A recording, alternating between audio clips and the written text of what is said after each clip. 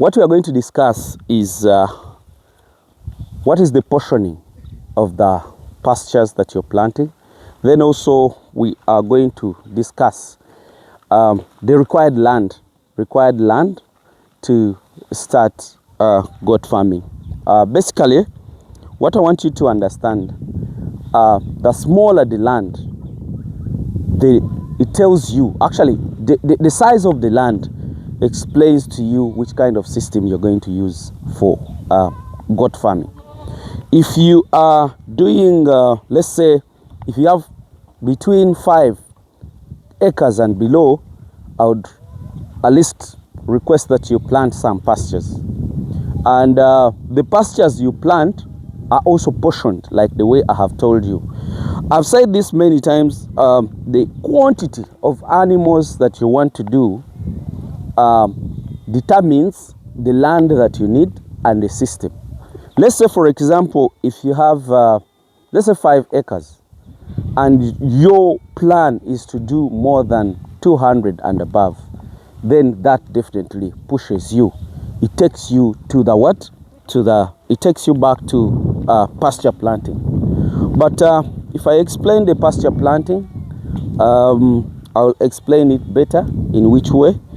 Which grass are you also planting? Because each different grass has its own production. You get it? We talked about sugar grass. I think today we shall do a freelance video. We shall be talking as we go to different sections, such that we move along and enjoy the videos. So we are talking about of the pastures. I said different pastures have different production.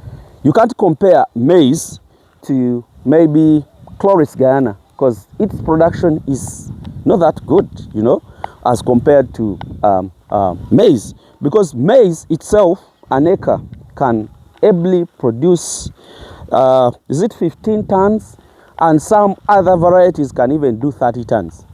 So that production is much, and that will give you a lot of harvest. So I will not say that an acre is going to feed, let's say, these animals specifically, unless if you tell me which pastures you want to produce. So basically, let me say, on average, if you do sugar grass might have the same content like the way you see maize or something, but the repetition, the investment, if you do maize, every season you have to plant. And for the case of sugar grass, you plant once and harvest around 7 or 10 times. So that makes it more cheaper and more productive. Remember, it also has grain, which has a protein. And actually, sugar grass has more protein than the maize. But maize has more energy than the sugar grass. So that calls us to an explanation that it depends on the pasture that you're planting that will determine the number of the animals. So when you're doing a maize or sugar grass, that definitely will give you much outturn, and an acre will ably produce feed which can sustain over 50 animals and above. It also depends on where you're doing it. So, but remember, we said it many times that the silage, because that's the only thing you can do. You can't do hay. You can't do hay for maize. You can't do hay for sugar grass. No. So you will do you do silage. And remember, I've said it many times, that 70% of the pastures of the animals, or the feed of the animals, is supposed to be dry matter. That is for the goats.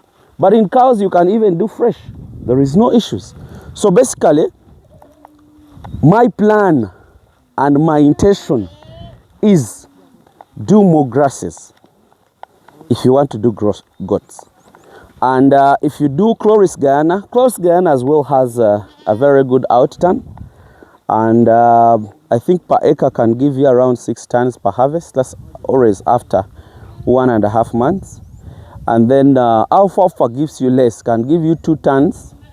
And it's the most effective in terms of production. It has a lot of protein, and of which that's what we need. You get it? But it gives you less output, less production. So let me first release these guys to go. Yeah, as we talk. So I was telling you that alfalfa, we need it more in quantities. We need it more in quantities because it's a source of protein. But the production is less, and it's slightly complicated to produce. But we need to insist on it. Because if you see money is in the, let's say, in the thorns, you will not leave the money alone. But you'll have to make sure that the money, you are harvesting it. So going back to the point, when you're doing chloris, you'll need a different acreage. So chloris itself can feed up to 30 to 40 animals all throughout the year if you have an acre. Then if you have an acre of alfalfa alone, can do over 20 to 25 because its production is not that much, but it's highly proteinous. You get it? Then if you do sugar graze can even feed up to 100 goats. So what do we do as we farmers? The sense of this is all about having chloris, having bracharia, having sugar graze. So if you have the 3 acres, you can even feed up to 150 animals because you get a big outturn from the sugar graze, and you're getting less outturn from these ones, but very productive. So if you have 3 acres, you can even do, on zero grazing, you can even do maybe 150 depending on your land. You know, I told you a lot of things, but they all depend on the land, depend on the quality of the feeds, they depend on the number of animals. So the more number, the more animals. Sorry, the more number, the more feeds, and the more cost. So sometimes the questions remain pending. So you tell me what exactly you want, then I can explain it even more depending on what you want. But in general term, if you do zero grazing, you use small space. If you do open range, you need a bigger space. So when you have free range animals, 13 goats per acre. But in some areas which has a lot of shrubs, can definitely also go for 20 goats and above. I think that's what I really wanted to explain to you, but I'll go much into the feeding again to make sure that guys are doing a perfect job. Thank you so much. Let me just wish you the best, and bye for now.